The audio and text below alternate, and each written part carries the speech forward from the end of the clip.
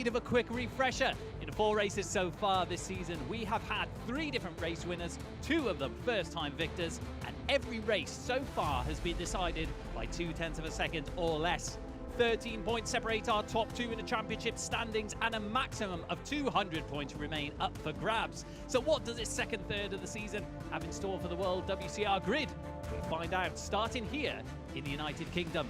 A warm welcome to Donington Park from myself, Anthony Nelson, and Steve English alongside me, ready to talk you through this third Superpole of the 2025 campaign. And Steve, it's going to be quite an interesting one here in Donington Park. Yeah, 25 minutes of action coming up for the WCR, and Maria Herrera, as ever, the rider to beat. But this is going to be an interesting challenge for a lot of riders because we've had such a big gap since the last round.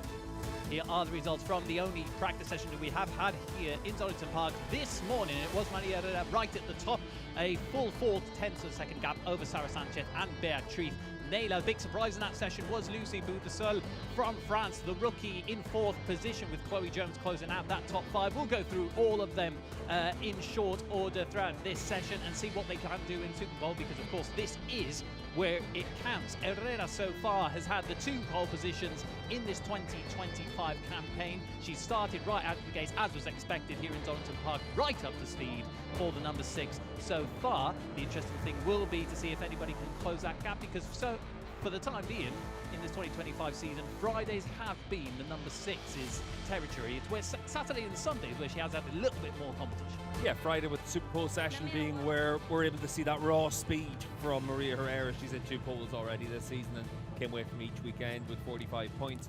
It's been a really good start here for her. She knows she's under pressure, but she also knows that there's riders that are going to challenge her, and obviously we just saw Beatrice Naylor there, 2nd in the championship, and you'd expect that Naylor's going to be there or thereabouts this weekend as well. Beatrice Naylor, who so far in this 2025 season has been the biggest contender to Maria Herrera. Of course, they traded wins in Assen. They traded last lap fights in Assen. Naylor actually crossed the finish line in 1st position in both of the races there in the Netherlands. So, of course, she was demoted in the first race due to exceeding track limits. In Italy, it was a little bit more difficult for the number 36. She did have a final lap battle with Herrera in race 2, but ultimately crossed the line in 3rd position with Ponziani coming through. And it's been that little bit of competition from Ponziani, the number 96, and Herrera's teammate, which has really separated the number 6 and the number 36 in the standings. Yeah, and that's where Roberta's going to have an interesting challenge now in the Superpole session. She needs to find the thick end of 2 seconds compared to what she was able to do in this morning's session. But we've obviously seen it over the course of this season so far that she has made a big step forward. And for Ponziani, she's qualified on the 2nd row last time in the opening round of the year. She qualified 2nd last time out in Cremona, and she needs to make sure she's qualifying on those front 2 rows of the grid to have a chance this week. This is Chloe Jones. She is a top British rider in the standings. It's herself and Jamie Hanks-Elliott who are the British representatives, the local representatives on this World WCR grid in 2025. And for the rookie, the number 15, a good start to the day in 5th position in free practice. She's actually had loads of testing here at Donington Park over the past few weeks since Misano. The team are talking about 14 full testing days here. They actually do operate quite close to here. So she's come in good form into this round. Yeah, and for Chloe, she needs to find time in that final sector. She was a half second off the pace in Sector 4 this morning, but top 3 in Sector 1 and Sector 3. So shows that she's got a good package, a good bike underneath her. But these 25 minutes, this is when the pressure is there to try and make sure you're able to set those times. Jones, who came into World WCR last season for the final round and made quite a big impression in Jerez this season. So far, she has adapted quite well as well, but still looking to be able to make that little step toward being closer towards those front runners. Of course, very difficult to come into a World Championship with riders who were racing here last year on all the different circuits, who know the bikes a lot more, and to be able to be competitive. But so far, she has kind of been in that middle group, fighting in the top 10 positions. She's expected perhaps to make a big step here this weekend. So here we see Herrera and Ponziani, both of the Clint Forward Racing Team members, arriving here to participate in the Superpole. Herrera was immediately up to speed yesterday. Unfortunately, that was not her bike, so it would be good if she could get onto her own, because if not, I think that the time probably would count for Ponziani. I'm not sure what the rules actually state in those circumstances, but she seems ready to go now. Looked like her dad went to the wrong bike as well, but for Maria, she'll be expecting to go out there and set the pace in this session as well. Fastest time we've had so far this weekend, a 40.1 in this morning's free practice session. Let's see what times we're straight away down to during this 25 minutes Superpole session. 5 pole positions for Maria there in the World WCR Classic. has, of course, both pole positions so far in this 2025 season. Last year here at Donington Park, she was actually second on the grid. She was actually around about half a second slower in the qualifying conditions than Anna Carrasco, but did manage to fight back to a race win in race 2, beating the future world champion in that race. They traded wins in 2024, so she'll be looking for her first double of the 2025 campaign here this weekend. We continue through the grid, a few of the riders further down the field. This is Lucy Michel, the number 16 from Germany, and Lucy Michel, another rider who has been in sort of those middle positions of the grid as well, another rider returning from the 2024 season, active again on the full entry list in 2025.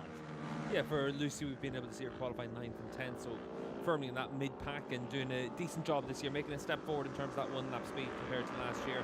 The one problem for her is retirement at the opening race of the year. Didn't score any points at the opening round, and then obviously last time out Cremona was able to make a bit of a step forward, finishing 12th and 11th. So she's making some progress compared to last year, but this is a big weekend for her. We're now moving towards the middle part of the season here, and at Balaton in a couple of weeks' time.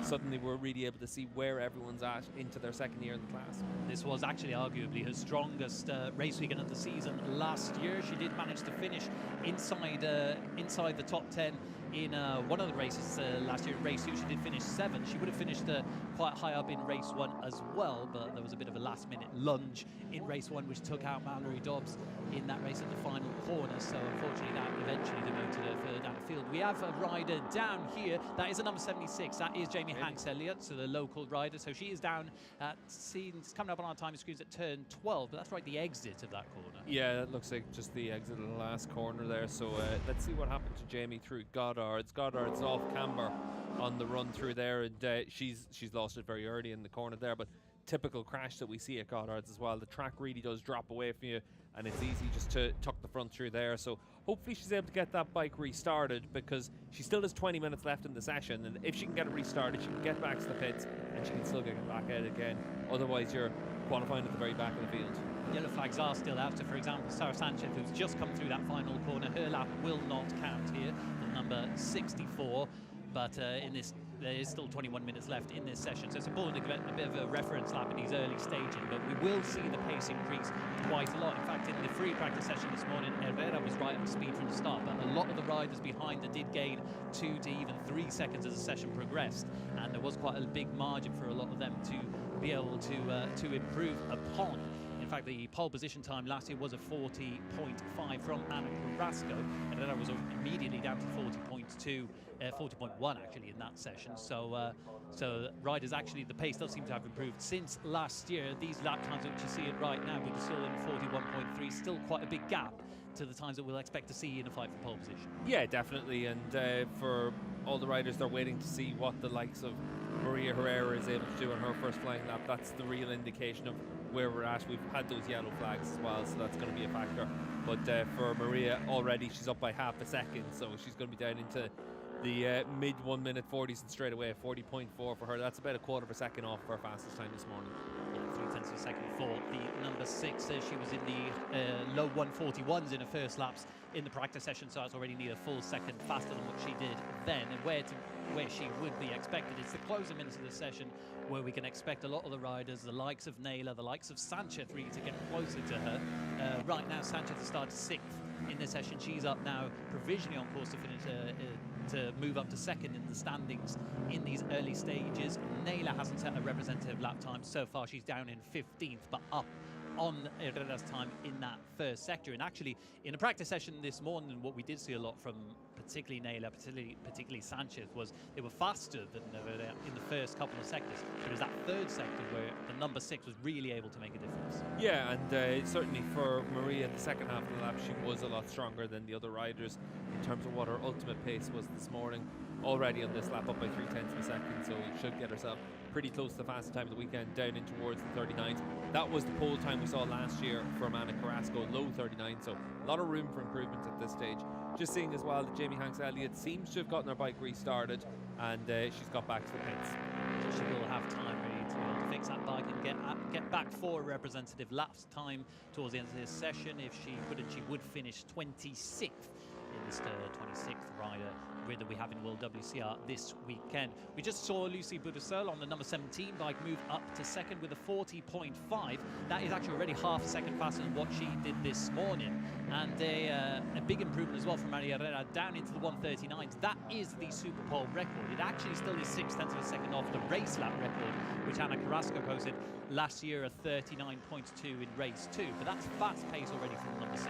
You can see there's a bit of a gap on the track as well from Maria to her teammate in front of her. We'll see if she's able to catch her soon to be able to use a bit of a toe on the run down the back straight from turn 8 down towards the S's. But this track, it's not as critical as some other places for having that slipstream, and certainly for Maria Herrera, she's got the speed to be out there on her own and able to set fast times. It is actually a bit of a difficult track really to get a slipstream here at Donington Park. It's not necessarily a track with long straights or something like Cremona, where there were a couple of positions where you really can tag along with a rider in front of you. Yeah, this is a place where typically for a lot of riders you're not really at the limit of the performance. Obviously with the R7 it's a bit different, twin cylinder, and they're able to do 205, 206 k's an hour down the back straight. So the slipstream does help, but having the fast turn 8 leading onto the back straight helps. It's a short straight, it's a short front straight as well, and for the very fast riders like Maria Herrera, probably gets better with a clear track, whereas some other riders would certainly help by being able to follow someone.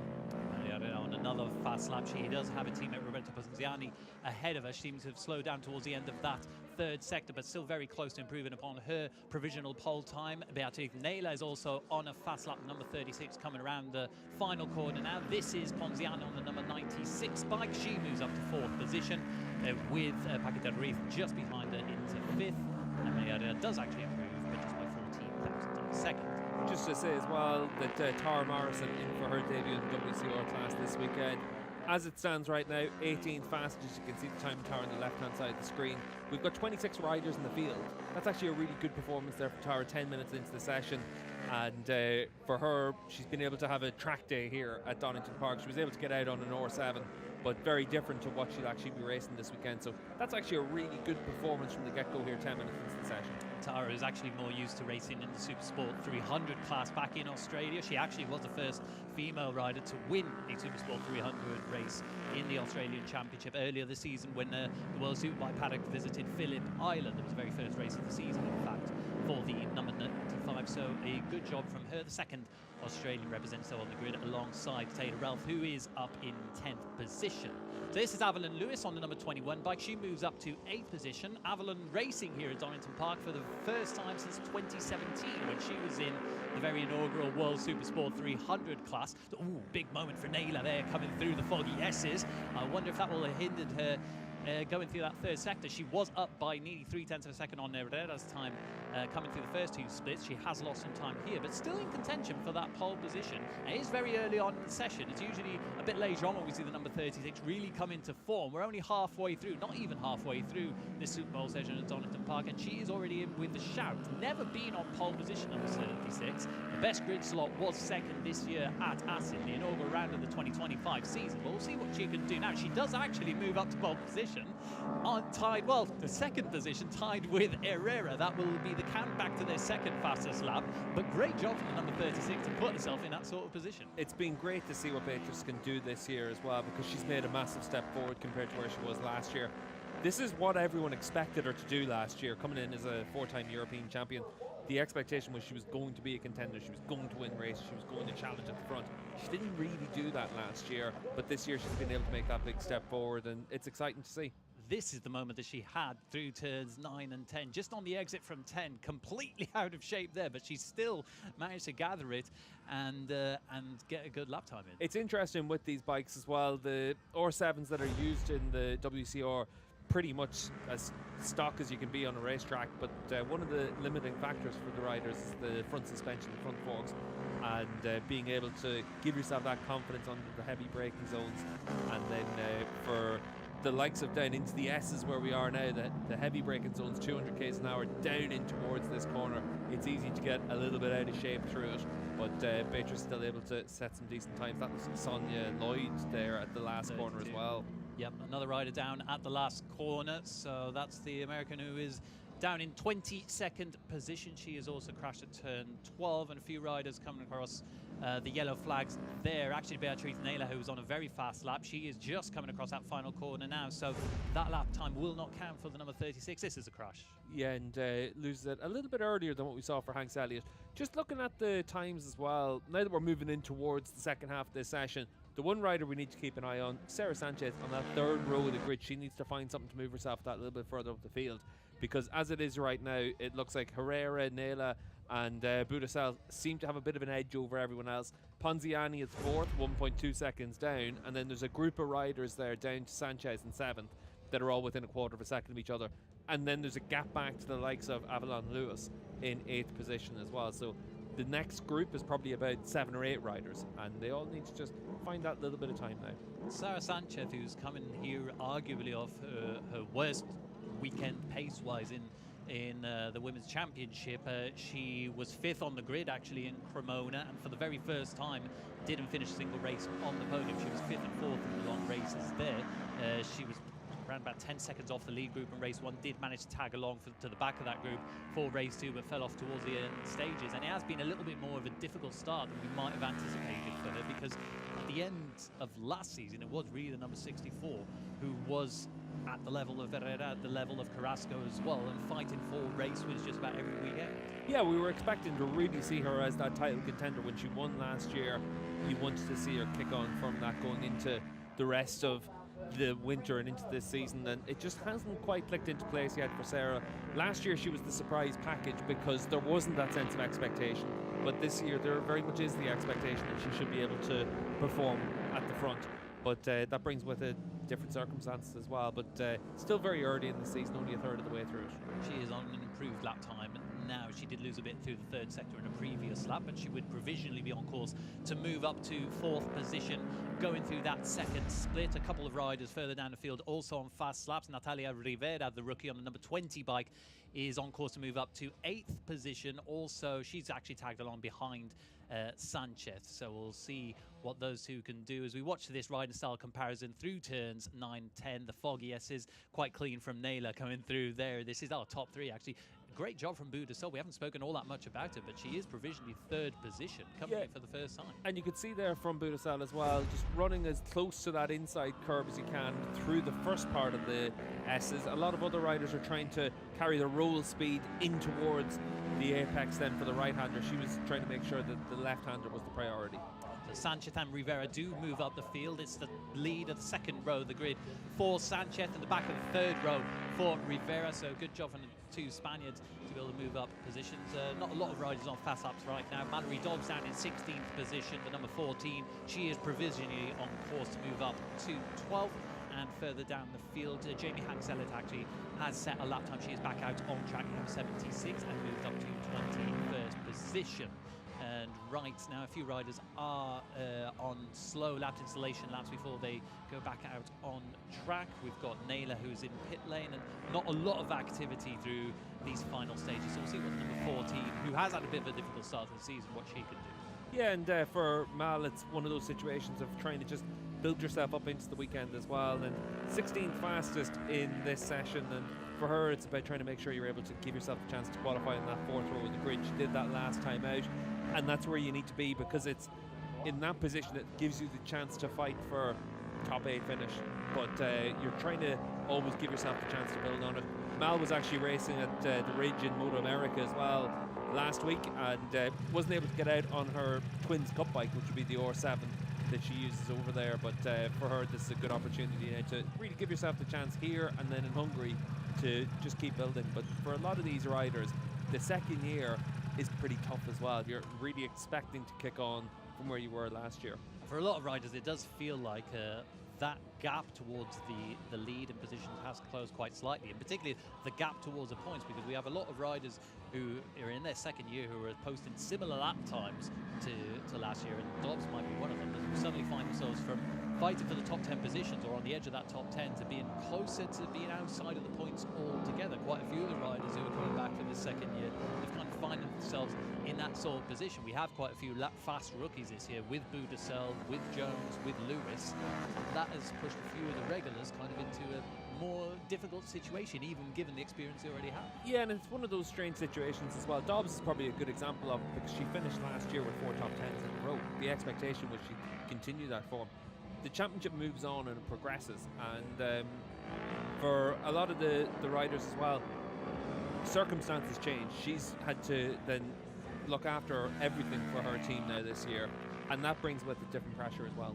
To be fair, though, she started last season with 1 point out of the opening 2 weekends. A lot of that not of any fault of her own. As I mentioned previously, she was taken out of the final corner when in P10 last year, but she also had a crash in race 2, and it was a bit of a miserable UK round for herself last weekend last year in what was round 2 then. So it still is progress points-wise, but of course she would be expecting more given how she finished the season. So a few riders now back out on track. Sarah Sanchez in particular is one to keep an eye on. The number 64 would provisionally be on course to move to the front row of the grid, coming through that final sector. Here she is at that final corner, the final left-hander. We've already seen 2 riders come down. It's nice and clean for Sarah Sanchez. She went down actually in the Superpole at Corona, which is kind of what pushed her down further down the field. No such error now, and she does move up to 3rd.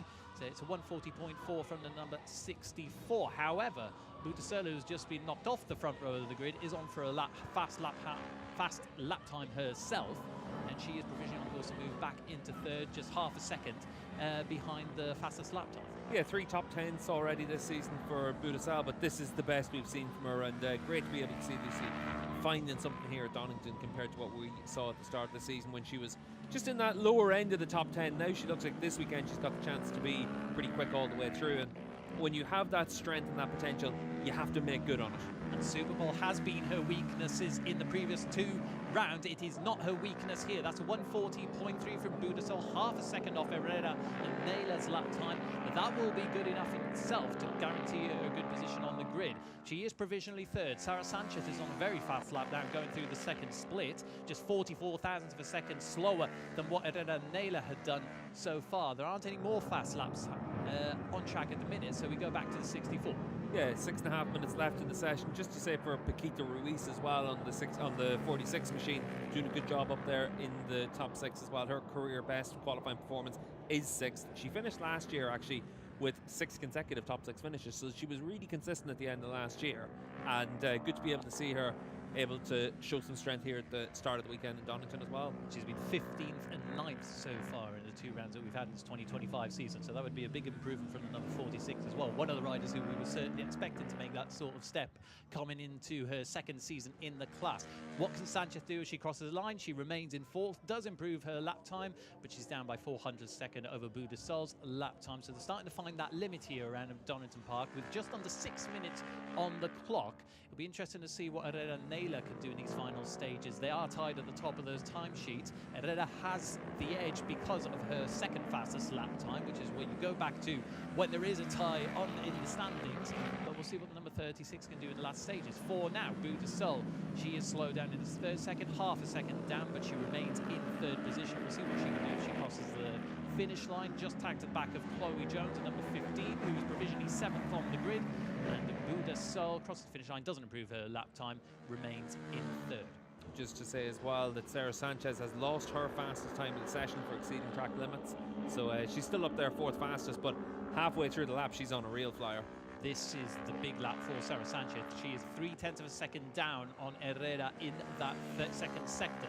This is where actually the 3rd sector, where she actually was losing time in the free practice session to the number 6. Here we are with her coming through that 3rd sector, and we'll see what she can do. She crosses the split. It should be in any moments now. Coming due the Melbourne hairpin. She is provisionally going to move up to 3rd position. She has lost quite a bit of lap time there, but it is the best lap that we've seen so far, and she does have that final corner remaining. It's also a 1/4 of a second slower than her best time in that sector, so losing a lot of ground there, Sarah. Unfortunately for the number 64, it won't be enough for pole, but it will be enough to push her closer to those front lap times. She does still have 3 laps remaining around this Donington Park circuit with 4.5 minutes on the clock, and she does move up to 3rd. It's only 1/10 of a second behind what Herrera and Nayla done. She found quite a bit of time in that final sector. Yeah, matches the fastest time we've had in that final sector as well, so good effort there from Sanchez. It's all about that 3rd sector for her. We can see here Beatrice Nayla just clearing the traffic. This isn't a lap that's going to matter for her, but for Beatrice it's about trying to give yourself 2 laps left in the session, the chance to be able to improve. She might actually manage to get 3 laps in. She might actually help Chloe Jones move up further up the field, because number 15 is on course to move up to 5th position, just behind the number 36. There, she's a rider to keep an eye on. We'll see what she can do as she crosses the finish line. The local representative, she does move up to 5th, a 40.6, which is 0.8 of a second off what the fastest lap riders have done so far in this session. Naylor just rolled off there, so her lap won't count now. She'll probably have 1 and best 2 laps at the end of the session to be able to get pole position. For Chloe, we see here in the number 15 machine, she's qualified on the 3rd row of the grid for all 3 rounds she's done in WCR, so on course for a personal best if she's able to come away with that 2nd row of the grid in the middle of it. Sanchez again on fast lap time, but it's only 51 thousandths of a second down on Herrera's lap time going through the 2nd split, and the 3rd one where she's lost some time in the final 3 laps, and she's lost around about 0.7 of a second, so that lap has gone for the number 64. Further down in the field, we've had an improvement for number 83, Astrid Madrigal, who was on the front row of the grid at Cremona, but unfortunately all the way down in 12th this weekend at Donington Park, so still some work to do for that number 83. Just for Sarah Sanchez as well, just looking outside our commentary box window, she's just behind Avalon Lewis out on track as well, so 2 laps left in the session. She's got a rider that maybe she'll be able to use as a little bit of a tow as well. For Lewis, she's down there 11th fastest right now. She would have expected to be a little bit further up the field, qualified on the 2nd row of the grid for the first 2 rounds of the year. Unfortunately, Lewis, her worst performance so far in the Superpole condition in this 2025 season. She has been, out of the rookies, she's been the rider who's been closest to the front actually so far, barring what Chloe Jones has been doing and Lucy Budasol, of course, what they've both been doing this weekend. But Avalon Lewis in the fight for the podium in that opening round in Assen and getting a top 5 finish in Cremona. Unfortunately, it seems like it's going to be a bit more of a difficult weekend for the number 21, unless she can find some pace come race day tomorrow. So a few riders on fast laps. Actually, Avalon Lewis is on course to improve her position going through the 1st split. Natalia Rivera as well further down the field. She's in 10th. She is on course to improve her lap time. Mallory Dobbs further down the field as well. But from the riders in those 3 first rows of the grid, it seems that right now they at best are saving it for the last lap. There's less than 2 minutes on the clock now at Donington Park. So we see Emily Bondi, uncharacteristic performance for the number 4. We usually see her close to those top 10 positions. She's down in 19th position, the French rider. Now, she had very difficult free practice, actually had loads of technical issues. She came into the pit 7 or 8 times. Seems like they didn't quite fix what was going on with the number 4's bike, so unfortunately it doesn't seem like it's going to be a day to remember. Yeah, just to look at the times as well now with a minute left in the session. So for a lot of these riders just starting their final lap or in the midst of their final lap already, and we saw Jess Howden move up into the top 10 as well. Howden obviously had a really tough time last time out in Cremona. Speed was there, but qualified at the back of the field after a crash in the Superpole session. But good to see her giving herself that chance up there in the 3rd row of the grid right now, just in front of Taylor Ralph. Not where Ralph would expect to qualify, but she's racing having broken her hand only a couple of weeks ago, so still trying to get that confidence back and get the feeling back. It's always difficult when you're out there carrying an injury. And Howden actually missed the 2024 UK round after suffering an injury in Misano, so this is her first time racing on the WorldWCR bike, so good to see her in those positions. A bit of an uneven performance so far this season from that number 52. She did score points in the Netherlands but was unable to in Cremona due to that grid slot that you mentioned earlier on. So final few seconds of the Superpole session. Naylor will get 1 more lap, Herrera will as well. And for a few of the riders further down the field, we can see Jessica Hyde now. She moves up to 8th position, remains in 8th position, but does improve upon her best lap time.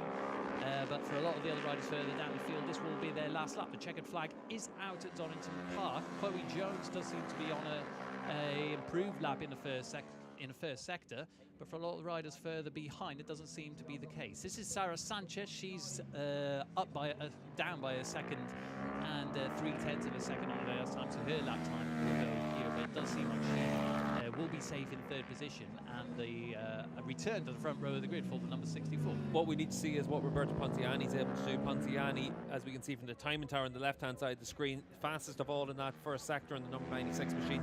She's a second slower than her teammate Maria Herrera, but the lap's gone away from her at the halfway point. She's down by half a second, but we'll see if anyone else is able to find some time. Howden's on for a good lap at the halfway point, might be able to move up a position or 2, But she's looking like it's going to be that third row of the grid. Interesting to see what Naila does as well. She's only 28 thousandths of a second slower than Herrera through that third split, so she might be the rider to keep an eye on now. Chloe Jones should be capable of improving her lap time. She's 6/10 of a second slower than Herrera, but she will probably remain in 5th position if nothing changes in these final stages. Jessica Howden on the fast lap as well, but shouldn't improve position. And Naila is the one to watch. Just 28 thousandths of a second going through that third split. Can she find some time? She does find some time in this final sector. It's 1/10 of a second faster than Herrera, and Herrera's already met the checkered flag. So Beatriz Naila, out of nowhere on her final lap, will get pole position. What's interesting for Beatrice's lap is none of them were a personal best sector either. So she's just hooked up a really, really good lap there with no individual sector really standing out. So that's very impressive from Beatrice. And Beatriz Naila, that will be her first pole position in the World WCR class. Her best was second at the season opener in Assen.